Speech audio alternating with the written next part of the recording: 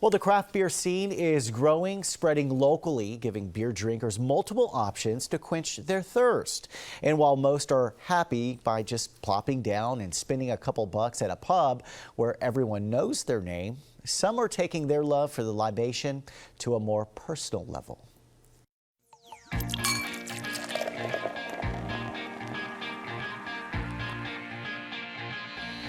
Yeah, I like beer. Terry Burnside is a self-proclaimed beer lover. Now a retired engineer and time on his hands, hobbies are a big part of his day. But brewing beer in his garage has become his passion. My son-in-law got me a little brewing kit. Pretty inexpensive, but a real beer brewing kit, small.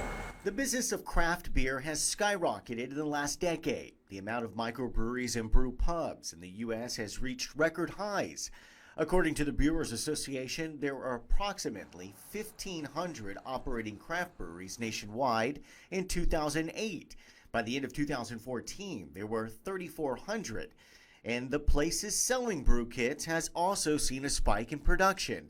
A starter brew kit from Homebrew Den in Tallahassee can range from $70 to $190, cheap for folks to get started. This beer is old too. I mean, production of beer. Yeah, right. We found evidence of beer production in ancient Egypt in big jars.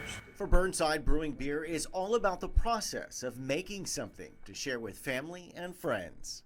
What if you want to try brewing your own beer at home?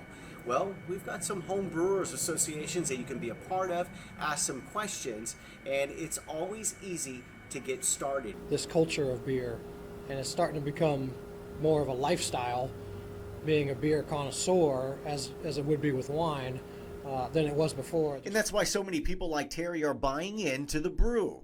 Brewing beer in your home can be as simple or as complicated as you make it. Before you brew, you need to decide what you're going to brew and how you're going to brew it.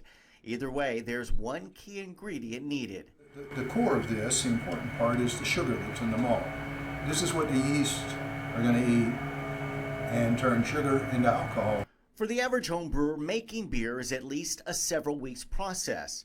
And for those thinking about testing their skills, so it's extremely important that anybody that wants to get into brewing, whether a home brewer or someone else, pays attention to what they're making. Everybody needs to have very, very strict quality control standards. The biggest tip, according to Burroughs, however, is have fun with it. So this was just a brown ale. And it is very fizzy. Yeah, this did a pretty good job of carbonating. Well, cheers. Cheers. Cheers. You wanna be where everybody knows your name. And next Monday on Brewtown USA, we'll take a look at growler country and the hub that it's become for craft beer throughout the area.